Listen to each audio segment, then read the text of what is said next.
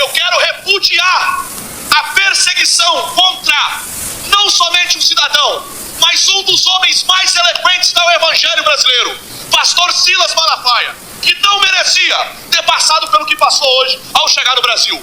Alexandre de Moraes, presta atenção, o seu dia, o seu fim está próximo e nós vamos acabar com a sua vida. Aqui tem coragem. Ô Zé Trovão, você tava com uma tornozeleira até agora há pouco, Zé Trovão.